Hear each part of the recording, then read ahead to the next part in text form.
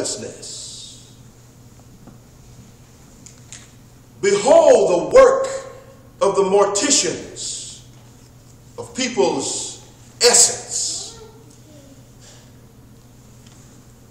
Behold the graves of people's morality, their spirits, their hopes. Behold that. Should the yeses overthrow the no's? Because many people will reside in hopelessness and feel as if there's nothing worth living for. Even if the yeses win. And it becomes constitutional that this thing can't happen. Live. Live like there's no tomorrow. Live like it's nobody else's being, like it's nobody else's business, like it's nobody else's problem. Live. Why? Because the resurrection story is about you. Jesus set the classic example for all of us to get up.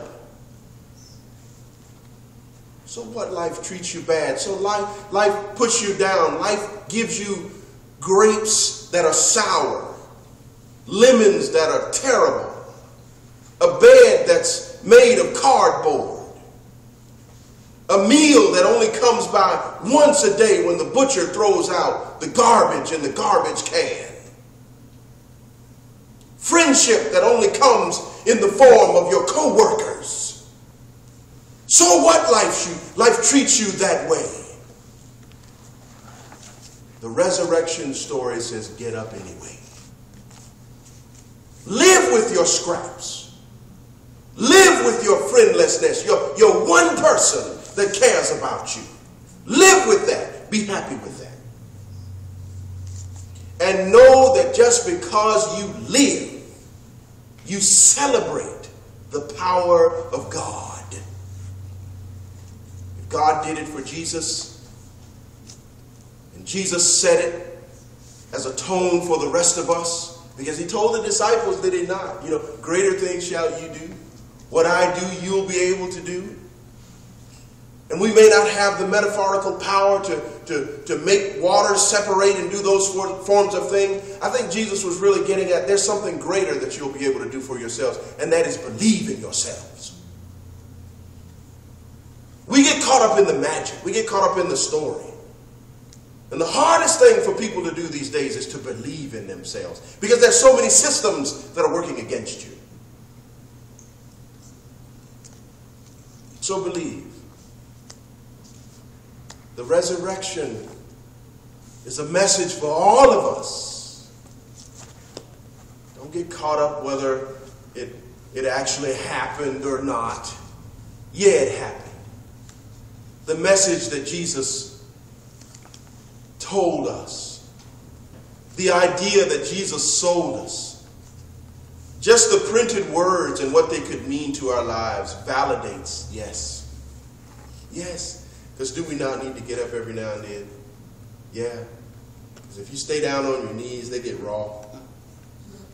And they get bloody. And that hurts. So the resurrection story says to us, live. When they beat you and try to make you say what they want you to say, are you the king of the Jews?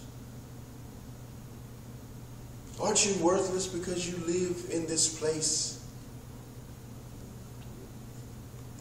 Aren't you a nobody because you don't have parents and you don't have money and you have no home? When they try to make you say what they want you to say, my grandmother used to say this, just grin and bear it. Because trouble don't last always. And after death, the Christians would say, hallelujah, is resurrection. And resurrection is all yours. The moment you decide to get up, the moment you decide to get up out of your pessimism, The moment you decide to get out of your negativity, the moment you decide to not be what everyone says that you are, the moment that you decide to grow, the moment that you decide to go to school, the moment that you decide to do something better for yourself, you live. And everything around you comes to life.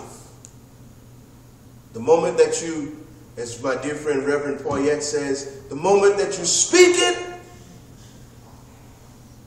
that's the moment that your limbs come to life.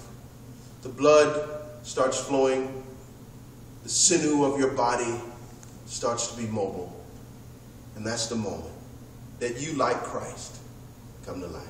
All right. God bless you. And I trust that, and I hope that something of what I shared this morning will be an inspiration to you. And in just a few moments, we'll share some dialogue about the resurrection.